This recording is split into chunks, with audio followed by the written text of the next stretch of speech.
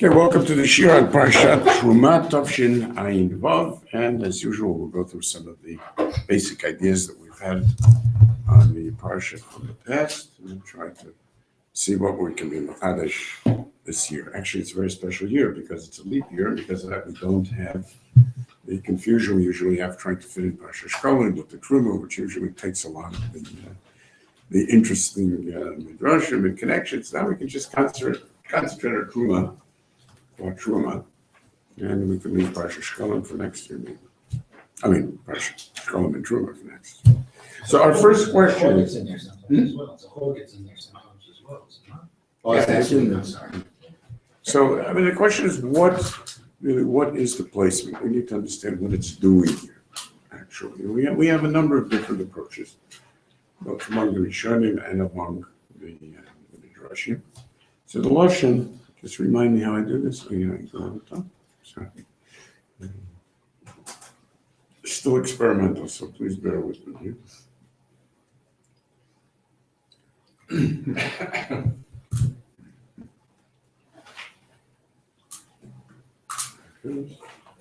Yeah, it worked. So the Tanchuma words like this. V'yasuli migdash v'shachanti b'tucha. So that's Matai de'emar. When did this happen? It had to have been B'Yom Kippurim Atzmo. So this was basically the last day that we had the 120 days in which Moshe Rabbeinu was up on Sinai in order to be Mechaper, the last days and so on. So all of that time he was involved not in learning about being mitzvah and new things, but rather in dealing specifically with the Yonim V'Maisayim. And therefore, this comes down at the end of that period, and Yom Kippur, and then Mimocharat, Yom Kippurim, as we see later on, come the Tzivuyim to Yisrael and the Mishkan. And even though it appears over here, Afal Pisha Parashat HaMishkan Kodemet L'Maaseh Egel here in the Torah, Omer B'Yina B'Rabbi Shimon, this is the idea of Ein Mugdam U'Muchar B'Torah, and this, and you know that we've been talking about how fundamental this is, specifically in these parshiot over the past few parshiot. This is where we bring the entire idea in Mishlei of No'uma Aglotea, Lo Teda, which means Metutalote Shvileha Shel Torah U'Parshotea. We understood that. I mean, it's a beautiful idea that you've got these moving orbits, No'uma Aglotea. And this is basically meant to be an insight into the way things are in reality. The way things are in reality, which we experience very much in life, is that you cannot find a straight path through things. Things are always so incredibly confused and multi-leveled that what you have to do is you have to negotiate all of these different levels. Sometimes they don't seem to flow straight through each other.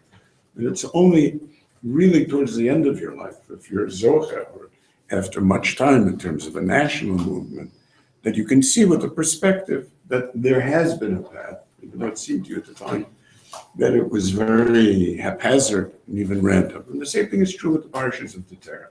Elsewhere, the Medrash tells us that the reason that we're not granted to see the real Seder of the Torah, whatever that Seder is, it's not chronological, that's the meaning of Muchar B'Torah, is because, it's amazing Medrash, is because anybody who would understand that would be able to do anything he wants. Would be able to do miracles, would be able to violate nature. It's because it would be so much on a level that is outside of the way that we normally experience life, that it would appear the same way science appears like magic to anybody who doesn't know what's going on. It would appear like magic, because what you're dealing with is just so beyond what anybody is aware of. So when it comes to the question of mukta, which of course is something much deeper than simply saying that there are other meaningful organizational aspects of the Torah that trump the idea of chronology. But saying no maglotea expresses something. You've got that funny look on your face. No smile yet. There we go. So no maglotea over here means that in essence things are this way.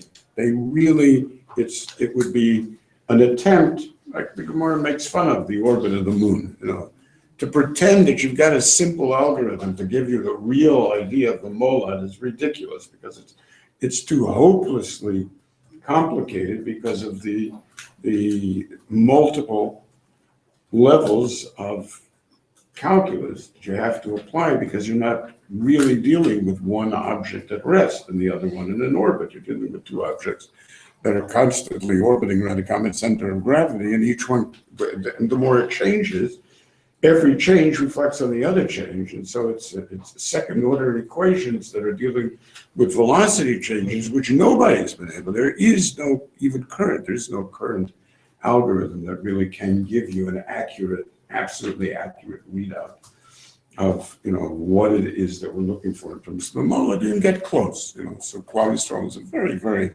close kind of algorithm, but in general, we rely on the molad and size. We average things out. We don't really deal with the real thing. That's the same idea. You think life is all that simple, Like there's something that's there, and then everything is sort of surrounding that thing, and the orbit's around it. It doesn't go like that.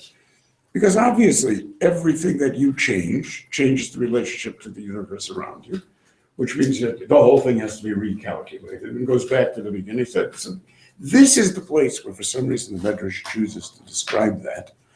And as we already saw, in the same way that the Mokum Ha'arim, in terms of space, we don't look at three-dimensional space as being capable of containing even the place of an Arim and Terah. So that, as the Gemara said, it doesn't matter where you measured from, right? From the Psukim, wherever you measured from to the Aron, it always measured the same as if the Aron wasn't there. You can measure from the left side to the Aron, and from the right side to the Aron, you get the same exact ceramis, and there's for some reason, the Aron never shows up. So it's just somewhere in hyperspace. But the same thing is true when we're talking about Noam Abdotah. The real meaning of where is the placement of this parsha, in a sense, is irrelevant because you'd have to see it in those terms. And that means that we trace this back to the beginning, really using the Meshech Chochmah, if you remember, of the B'Chodesh HaShlishi, his diuk, that this is the beginning of a completely new sefer. Since that point, through here, there hasn't been really any kind of reliable structure. Okay, so therefore the Medrash is saying, look, I mean, obviously in terms of historicity of he's giving us the concert in the background. He's a composer. He can't stop. But I'm trying to write the concert. That's the vibrato. It's amazing. It's like watching Mozart. He can't stop because the music is just coming. It's beautiful. Means everything Ruby says is noteworthy. I don't know if the English really, you get that? Try to say it in Hebrew. לפחות אני לא אשם, זו מוזיקה. לא, אני יודע שאתה לא אני סתם יושב פה. נכון. כן, כן, יכול להיות שכדאי לשים פשוט, כן, יש לנו עוד אחד, נשים את זה לידו. אולי הוא יספוג את הקולות. Okay, so over here we have one approach. It must have been said in terms of the simple historicity of it. It must have been said at the time that Tzivuyim came in, and even though it's prepared here somehow from before, it must have been really something that was later. The Ramban has a very different approach, and the truth is so do many midrashim. The Ramban's approach is, כאשר דיבר השם עם ישראל פנים בפנים עשרת הדיברות. וציווה אותם על ידי משה, קצת המצוות. What are you saying, קצת המצוות? In other words, what's bothering you is that in order to be able to complete Har Sinai, and we say over here that Ta'idut Asher Ten Elecha, which really isn't completed until the end of Dvarim. So, in order to do that, don't you think that you'd have to first have the mitzvah given to Yisrael, and then we'd be able to talk about the level of... No, we don't have to, because if you take a look at the dinim of Gerut, it's exactly like this. Somebody comes to be Mitgayer, you don't tell them all tired mitzvahs. You give them a selection, and that's exactly Kasher Nigu Rabotinu Nagirim, Shabayim Mityahed. You tell them certain mitzvot, kavot, v'chamurot, whatever, The same thing was true over here. Yisrael kiblu aleim lasor kol ma shitzuvim hayidei al yado shel Moshe. Based on that, karati man brit al kol zeh.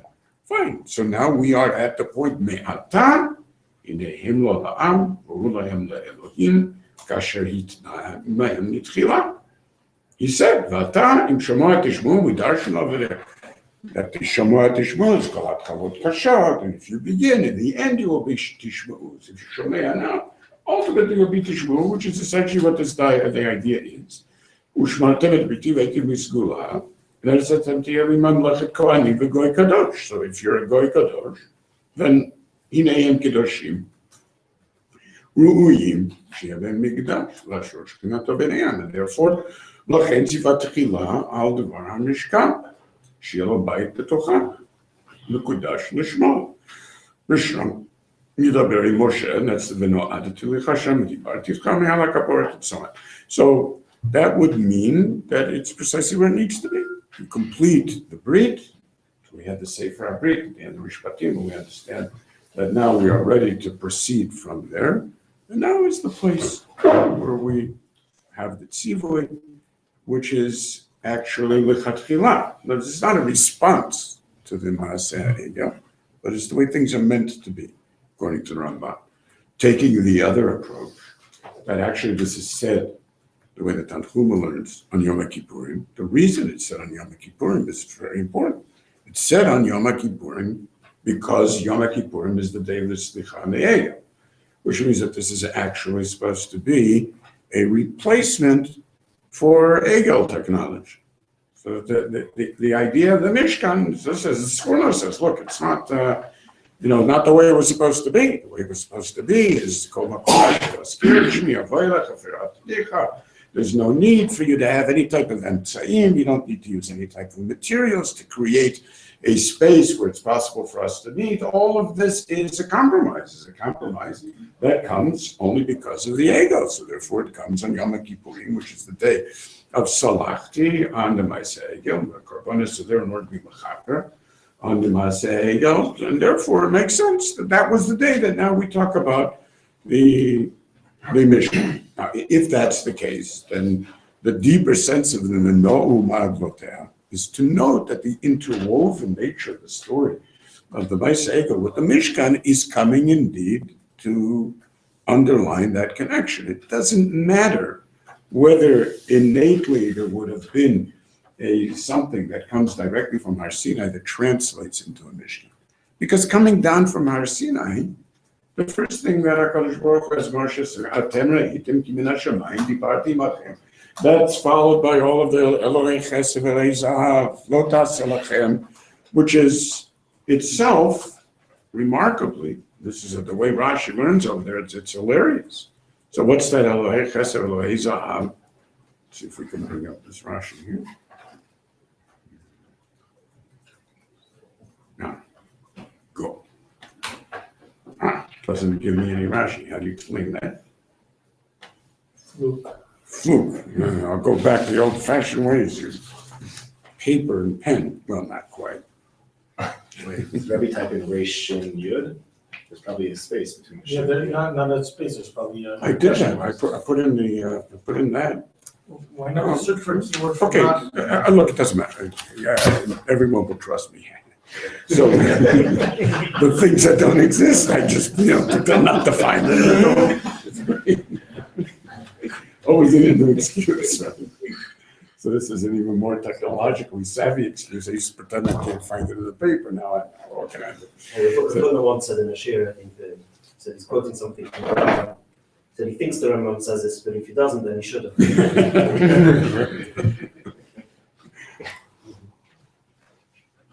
So Rashi learns the Elorei Chesed, Elorei Zahav at the end, right at the end of Kabbalah Satira, back in Yitro, that it's referring to, believe it or not, the Kruvim.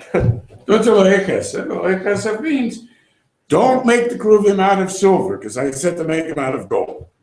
So if you make them out of silver, then you're blowing the whole thing. Okay, that's what do you do with Elorei Zahav? Elorei Zahav means don't make 3 kruvim, because I told you to make 2 kruvim. If you make 3 kruvim, then you blow the whole thing also, right?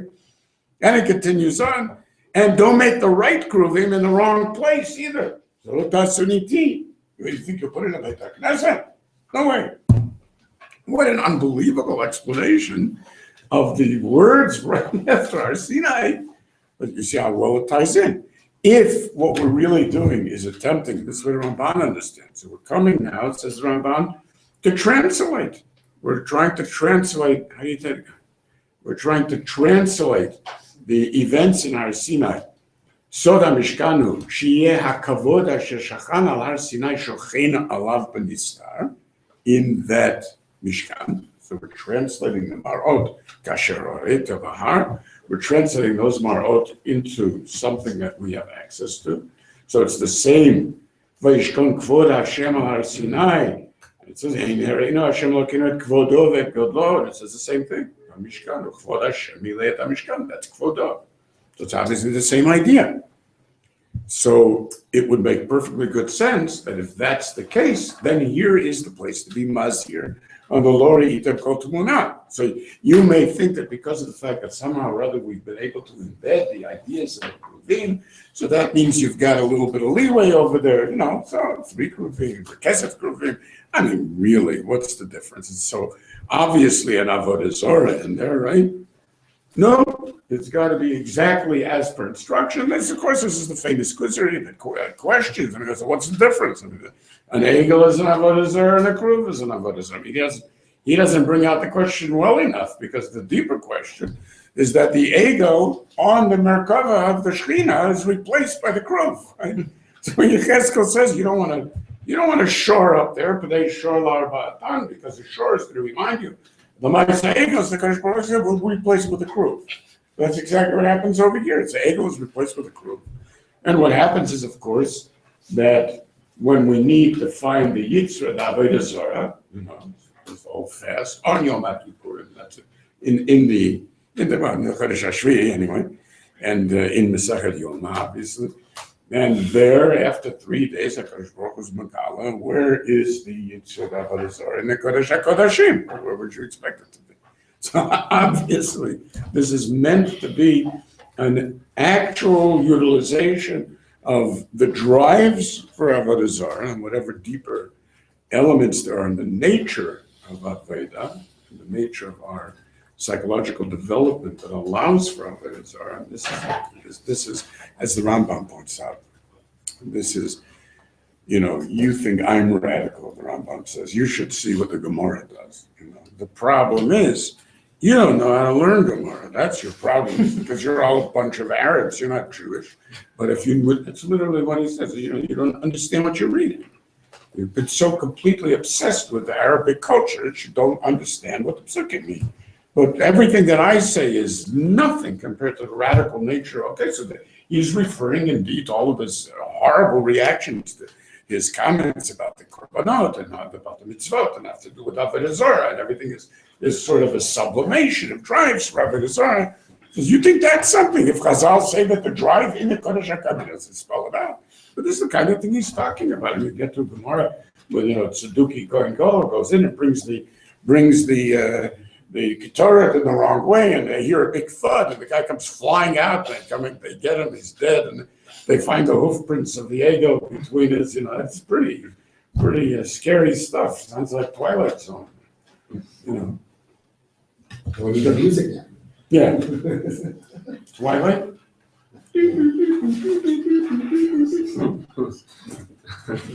Too sophisticated. Okay.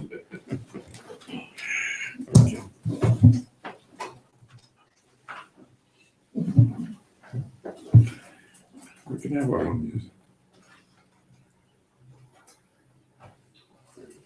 So that means that there's no escaping the underlying interrelationship that we have with what it is that we are and how it is that expresses itself it's basically Dawkins' idea, religion as a virus somehow or another. It just seems to catch when people talk to other people that are religious. It seems to affect their minds, and it just destroys the brains that it gets into, and somehow these memes are very destructive. And this is basically how the Rambam understands it. So that this is his whole explanation of Avram. This is his whole explanation of the meaning of Kabbalat Torah, is to be able to make certain that you can distinguish between Avodas Kochavim and between HaKadosh Baruch Hu, and that's the idea. And so when the Guzri asks the question, it could have been a heck of a lot more powerful than just saying, well, it's sort of the same. It's literally the same. And his answer certainly doesn't make you feel particularly wonderful. You know, the difference is that one of them is a tzivui and the other one isn't a tzivui. It sort of beggars the question, right? But he says that answers this question about the dream. It's $20. I didn't see anything about a dream. The Kuzri's dream about Kavanosich, that your intentions are good, and he said that thing about the eagle answers his. Yes and no. I'm saying it doesn't help us. I'm saying it's like the Gemara. It says, Rebbe, told Afita Bakash. What are you going to tell me? I mean, it's very nice for the Kuzri. And it's very meaningful to him. If somebody's searching for something, and to point out to them, you're never going to get anywhere if you can't escape your solipsism. Is a very good point, and that's the point Kuzri is making. But he's not really addressing sufficiently the underlying issue, because the fact is that the Torah is providing that makom for exactly the type of psychology that evolves in a way that leads us. What really defines the difference, if in the end we have to be utilizing the same drives? That itself is a question. But it means that we can integrate both of these elements, because if we see that Atem Re'item Kimin HaShamayim means to address Avodah Zarah and the ego, so whether we see it as a response to the ego, or we see it as a response to Har Sinai, and what we're trying to do is we're trying to embed Har Sinai in the Mishkan, it ends up being essentially the same kind of thing. It's the need of translation.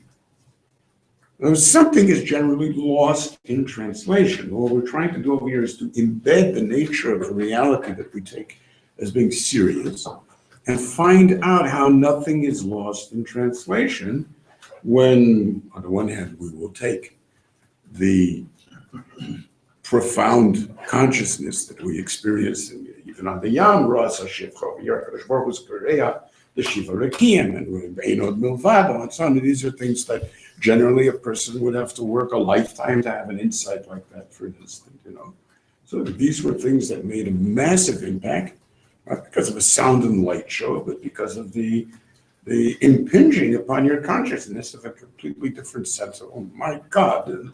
And it was, in fact, a very terrifying experience, which you're not prepared for. Suddenly, you see reality face to face in the desert of the real. That is horrifying. So that experience, how does one translate that into sort of a day-to-day life kind of thing without something totally, being lost in translation, which the Kuzri again points out so beautifully when he says that, look, if I would explain to you what the Kuzari himself, says, how is this possible? People that had that level of awareness, how could they possibly have suddenly gone to Avodah Zarah? So he says to him, well, if I would have told you that they went ahead and they built a shul, that God went crazy over that built, you would have thought, what's wrong with building a shul? And I would tell, what do you mean, what's wrong with building a shul? Everything is wrong with building a shul. It's insane. Take a couple of trinkets, you go put it into a building, and you make it all pretty with lights and things. You put up little signs that say Shemitah Hashem Lenegdi Tamid. Of course, that's in gold, and then you say, oh, I can feel the presence of the Shekhinah. What an idiot. It's like people go to Kosem Harav, they start kissing the Kosem Harav. They're over on his Sidiraisa with all, at Mikdashit Hiro, you like the Shabbos. Just like Shabbos, Shabbos, fine. So I said, what do you mean, what's wrong? The only reason you think nothing is wrong, he says, is because you're so used to it.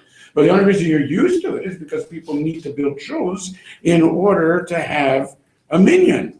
You wouldn't want to put a shul in a miklat, chas v'shalom, would you? So you try to make a shul that's at least mechubad. But if for people really to believe that, and so on, things we've discussed many times, but the question is, okay, what is the Mishkan but a glorified show? I mean, it's the same question again. He's begging the question. No, so the Mishkan is a fabulous show, but it's still it's more expensive, uses more gold, it uses more interesting kind of things. So I understand, but it's still nothing but a glorified show. So that means that what you would think that of necessity is going to demand a loss of translation, something happens over here which makes it possible to actually translate it. That itself ties in very much to the other issues, that we've had before, about the way in which we could translate, let's say, Maimon Har Sinai from Chop into Mishpat. That's also a translation of kind. But here too, it doesn't matter whether it's a translation of drives for Avodah Zarah, which bothers him, or whether it's a translation of pretending that you can take something that appears to be beyond the physical and has to do with your awareness, your experience of consciousness on Har Sinai, and you can somehow trigger that or feeling similar to it or some type of analog to it by creating a Mishkan, and that would provide for the Kovet at Slamala. The whole thing seems very weird. But whatever it is, and however it works, we need to get back to, and hopefully by the end of this year, we can come to understand how such a thing could work. But you can certainly understand why it is so imperative to be very careful of the subtleties of the difference. On the surface, it sounds crazy, but once you're talking about something on this level of subtlety, obviously, if you're going to get your brain transmitters off a little bit of dopamine, for heaven's sakes, certainly if you dope your gold, you're going to get exactly the same kind of reactions, whatever the idea is here of that translation.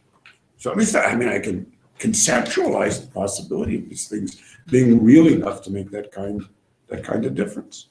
And the truth is, of course, that the nature of the Kruvim, as opposed to Avodah Zarah, make a tremendous use of much more down and dirty things than Avodah Zarah does.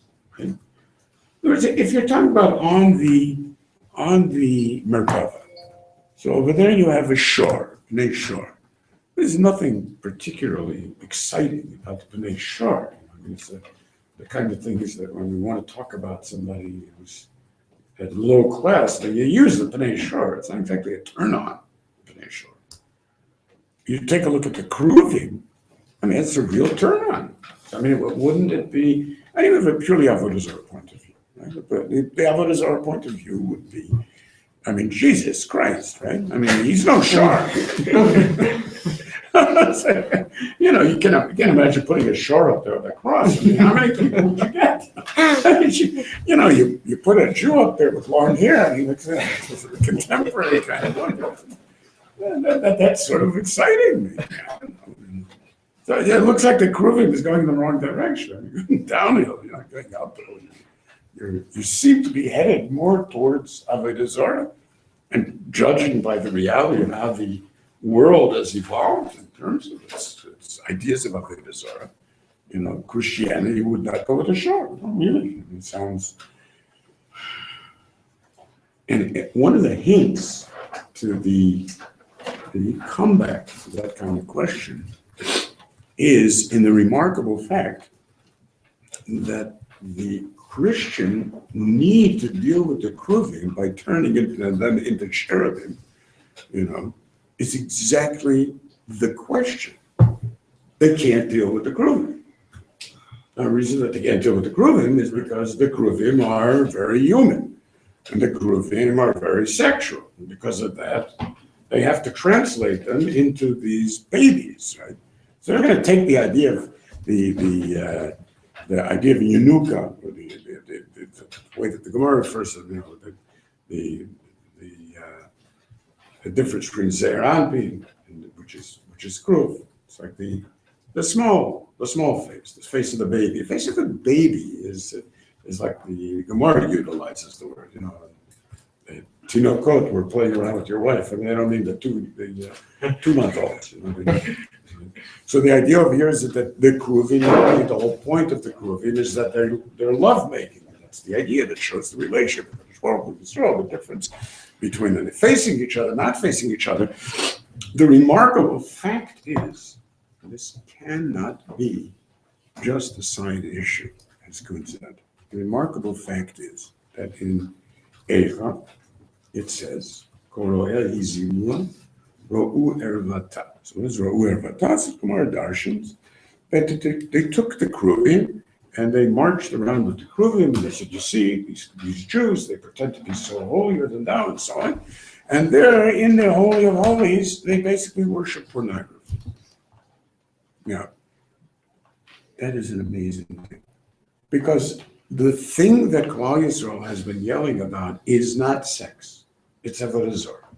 If they want to come, they want to attack Yisrael, they should say that Yisrael, who claims to be so perfectly lily pure, monotheistic, have graven images inside of the Kodesh HaKadoshim. It's different, sexy images, not sexy images. That's the point. So much so that it never occurred to them that these were graven images. It only occurred to them that they were pornographic images. That is an absolute peril. And it must point to the fact that that is part of the solution.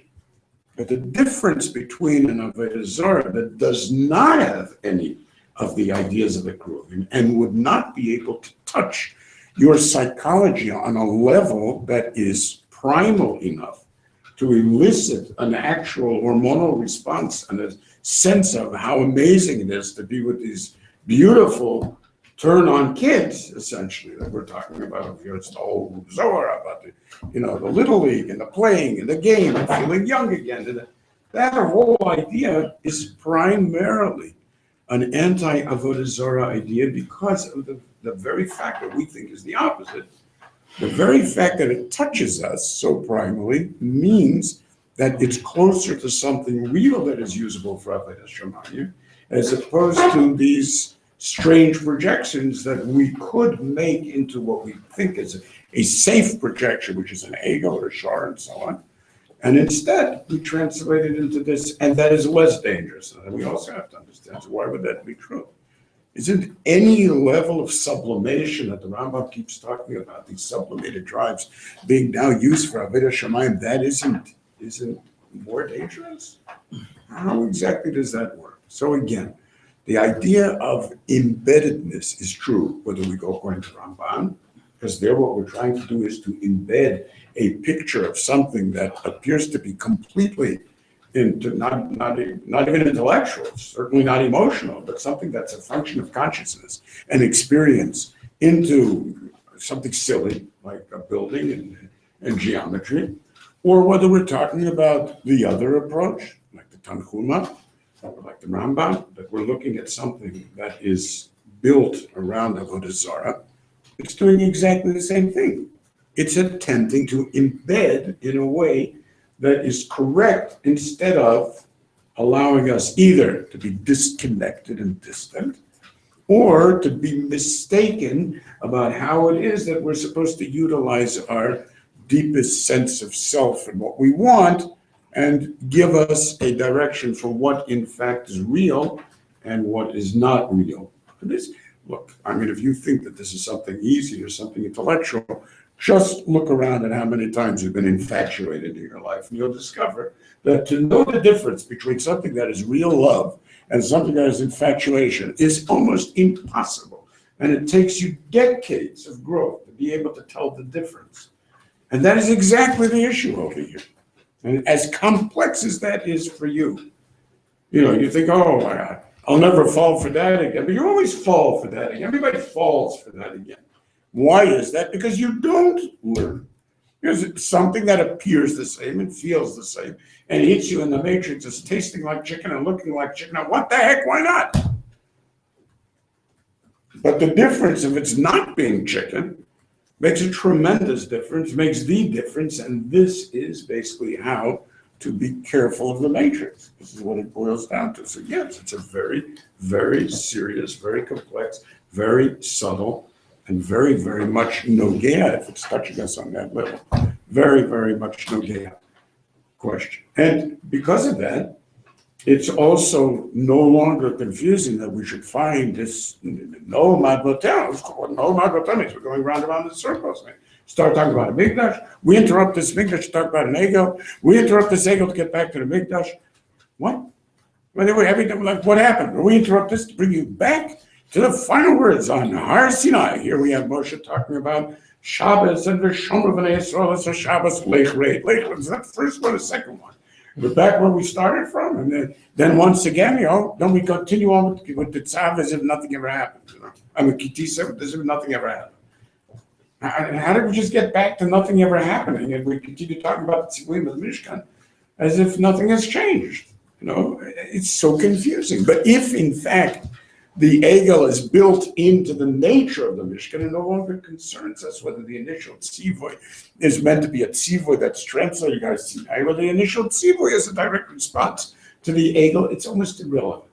So it's no longer, these are different facets of the same reality.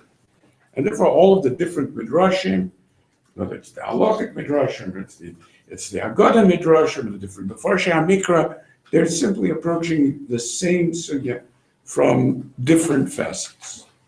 So whatever it is, it's all very nice, except for, again, these are all review items, yes, so please you understand, we're just trying to run through it. So it's all very nice to have a representation of Har Sinai or of Egel, except for one problem. It's a problem we point out every year, and that is that people think that the Mishkan itself is basically, we get Har Sinai, now we're in the middle of getting all of the mitzvahs of the Torah, and we need a Mishkan for the Ashras HaShekhinah and for the continued Dibur of the Shekhinah V'noadati, so the rest of the mitzvahs are going to be given in the Yom Mayeh. And okay, so I understand we take off a little bit of time to discuss. I mean, it seems to be a little bit more time than it should be, I don't know, we get 4 parshas to describe the same thing over and over again. Okay, but whatever, I guess it's very chaviv, the Medrash says. So, except that ignores the profound reality that there's nothing else in the Chumash from this point on except the Mishkan. There's not an interruption. The rest of the Torah is only about the Mishkan. Because basically what happens is the entire Shmos is dedicated to the Mishkan. So whether it's in terms of the tzivuyim, whether it's in terms of the actual carrying them out, the construction, whether it's in terms of the collection, or in terms of the shkolim, or it's in terms of the bigdei aren, or it's in terms of the introducing aren, or whether it's in terms of introducing the ideas of the miluim, which of course aren't going to take place yet. We'll wait for another chumash for that. We have all the mitzvahs and the tzav, and what becomes Parshas Tzav and Parshas Shmini. And so, okay. And then we talk about at the end of Shmos, yes, indeed, here we are with Li'enei Kol Yisrael. It sounds like the end of the Chumash already. The Li'enei Kol Yisrael is the Kvod Hashem is there, the Amud Anan, and Amud Eish Laila, Li'enei Kol Yisrael, B'chol Ma'aseihem, and wonderful. Except then, wait, we take another brief intermission that extends to the entire Sefer Vayikra. What are you doing on Mishkan? Oh, yes, yes. So, okay, so we have all of that, and then we have to get back, of course, to what happens in the Miluim. So now we're going to take Tzav and translate it into the Miluim, but then we get into the problem of Shmini. The problem of Shmini, now we have to deal with, whoops, wait, I sort of maybe forgot to tell you about the business of Yom Kippur, it's Miluim, but that's where it all started. I thought, well, it doesn't matter. No Maglotel, and then the question of Shituya Yain, how Kohanim is supposed to be. And then once you talk about the Kohanim, but oh, by the way, there's the same mitzvah for Yisrael also. We'll repeat the whole thing as if, let's take the Kohanim, place them on top of Yisrael. Okay, we finished that. Now we're back to Har Sinai again because we can now finish up the bris. Okay. I'm really getting confused. Weren't we back in Har Sinai? We were talking about Shabbos? Yeah, but that got messed up with the Egel. But that was the second time. No, that was the 4th time. Okay, okay, so we're back in Bar B'chukotai, and now it's time to discuss the broader Mishkan, the Machad around the Mishkan, the way that Yisrael, oh, my gosh, we forgot to talk about the Chanukas HaMizbeach. We didn't talk about the Chanukas HaMishkan. Oh, we got Chanukas HaMizbeach, you know. And then I didn't tell you about Levi. Oh, man, Levi was fantastic. It was back at the Eagle. The Eagle. Yeah, they were the ones that really stood up for me. Well, why don't you say something then? I am. No, Mark, what's the problem? You know, so we have to go through the whole story of the Levium. And then, somebody starts up with that. Wait a minute. What about me? Then we have to go through the whole thing over again, right? So now we need the Chaf Dalet Matanei, we need Bris Melach. Unbelievable. One guy was left out of Kahuna. Comes on Pinchas. There we go. Pinchas ben Elazar ben Aaron HaKohen. They stood up for me again, just like they did at the Eagle. He's a Kanoi ben Kanoi. Okay, fine. I can even tolerate that. Okay, but at this point, Moshe Rabbeinu says, all right, guys, story's finished. No siman achnu al hamakom, right? So it's only because of the problems. Siman achnu al hamakom. Everybody said, what do you mean no siman achnu al hamakom? What happened to the rest? What rest? You know, I mean, this was an interruption, wasn't it? No, that was the story. So all of this, and that's the worst part, all of this, had it been no siman achnu al hamakom, it wouldn't have been rudely interrupted with the stories of the Bisonanim and Kairach and finally Shlach and the Meraglim, it would have finished. How long would it take? Now that we've spent a year building the Mishkan and we know exactly how we put it together, take it apart, we practice doing this, you know, every day. Take it apart, put it together, take it apart. And this goes on for every day of the Miluim, right? Take the whole thing apart, put the whole thing back together. Get all the 7 days of the Miluim. Okay, got it? Got it. Okay, right. All right, so now we're really prepared for travel. Okay, how many times am I going to do this? I don't know, maybe once. It's only a 3-day journey. I practiced for a year. I built it for a year, collected for months, practiced it for 7 days. I might get a chance to do this once in 3 days. Did you really know? Were you trying to tell me a message that we were doing all this because we were going to end up here 40 years? That's a nasty way of looking at it. But basically, nothing else much happens. It's at this point we move on to Devarim, which is Mishnah Torah, which is a review. A review? What happened to the We never got the end. That was the end. So all the answers are not exactly going to satisfy the questions of what's the grand importance of the Mishkan. I mean, whatever you're talking about, the grand importance of the Mishkan, what happened to the rest of the Torah? So it's saying that what we want to translate Har Sinai, okay, but now you did. Can we get a move on? There's no move on. And that means all of us Mesiras Nefesh, and all of the Inyanim. I mean, it's all very nice. To us, it looks a little bit more reasonable because we had all of the years in the Midbar. But it obviously wasn't required, the years in the Midbar, in order to have this Mishkan. So, we have just enough time for me to introduce a different way of looking at it, okay? I'd say we could look at the entire issue instead of being simply a question of embeddedness. And that embeddedness was on many different levels, that embeddedness, because when we talk about embeddedness, we were talking not only about Har Sinai in the realities of things, or the difference between Avodat Shamayim and Avodah Zarah, which is the essential meaning of Har Sinai according to the Rambam. We were talking about something that was deeper than that. We were talking about Chok and Mishpat. We were talking, and that of course is very profound embeddedness, because it's the way that something that is entirely conceptual about the nature of reality becomes embedded to such an extent that it actually makes itself felt over geologic time and becomes part of our evolutionary history, as we pointed out, right? So anything which is in Mishpatim is in Mishpatim because we can make sense of it. Again, making sense of it has nothing to do with making rationalities out of it, because nobody has ever been able to present a cogent system of ethics that is persuasive enough to take the place of mad religion. And that's why it's so important that even, Atheism 101 is ready to adopt aspects of religion. They just came out with last week, they just came out with an analysis of the different psychological differences between having some general system of ethics and believing in a religion. What are the evolutionary benefits of believing in religion? There are tremendous evolutionary benefits because these people are certainly less likely to get knocked off because of taking your wife, or less, likely to get knocked off because of taking your money or whatever it is. And there is a nice survival value in that if you're a kid, there's Mr. Alpha ape around, it's not a good idea.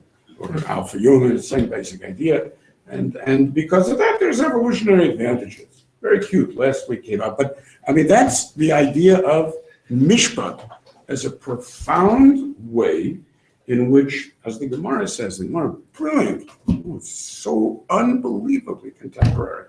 So the Gemara says, if you really didn't have the Torah, and you don't have detailed information, all you need to do is analyze evolutionary biology. Because how do you explain the fact that you get these crazy behaviors, right? You don't know how to treat your wife. So it's like, okay, let's take a look at a rooster. It's hilarious. Huh? So you'll notice all of these mating dances. Right? So what is the point of these mating dances? Every bird has got its own beautiful mating dance. Right? You get to see these on that. On National Public, whatever, on IMAX, they're gorgeous dances, right? So says, well, what about this rooster? Pretty stupid dance. What he does is he takes one wing and he puts it all the way down to the floor, and he takes his other wing and he puts it up to the sky. And he keeps doing that. And what is that supposed to mean? How does that turn on Mrs. Ed? What's exciting about that? Says the Gemara, well, it's obvious what that means. It means that, darling, you take me and I will cover you in fur that goes from your tippy toes all the way up to your fur collar.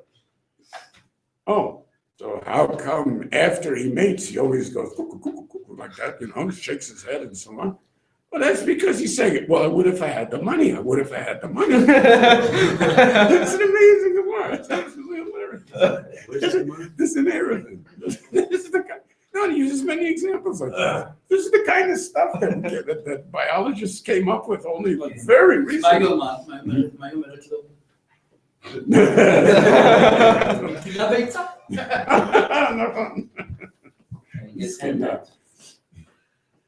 Anyway, so that's ultimate mishpat, right?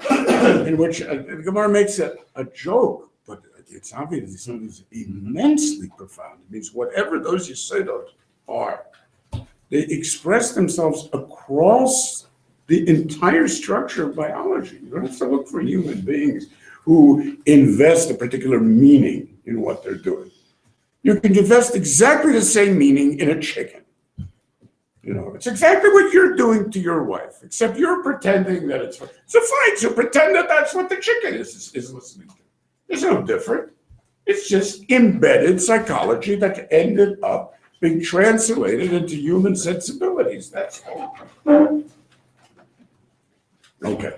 So then that means that's the simple level. On that level, any infant knows more about gravity than Newton and Einstein, right? Because the infant feels gravity. The infant comes to the end of the bed, looks over at the bottom, unless it's a pretty dumb infant that wins the Darwin Award for that year, it does not jump off of the bed. So somehow or other it has been genetically programmed, or is very rapidly learns, and that's clearly a predisposition for that type of learning, that gravity exists and it hurts and it's real, and you even get a sense for mass and inertia by the time you're a couple of years old. All the formula in the world are not going to give you that type of deep down intuitive sense of what it is that you're dealing with. Mass in a way that no math knows mass, right? Good. So that's a very, very profound interrelationship. There's no question. It's our genetic inheritance. The fact that we need to look so far, right? This week we celebrate that last, the detection of gravity waves. I mean, obviously it takes a very, very long time and great sophistication and Celebrating mass? $1.5 billion, Carry on. to be able to translate into your ear what it is that's happening, a billion light years away with a couple of black holes that nobody was even sure existed, and all of a sudden their exact masses and so on. It's pretty amazing. Okay. But it's basically the difference between the sensual experience of a gravity wave, and to actually look at the difference. You understand the level of difference that we're talking about is 1,000th the width of a proton.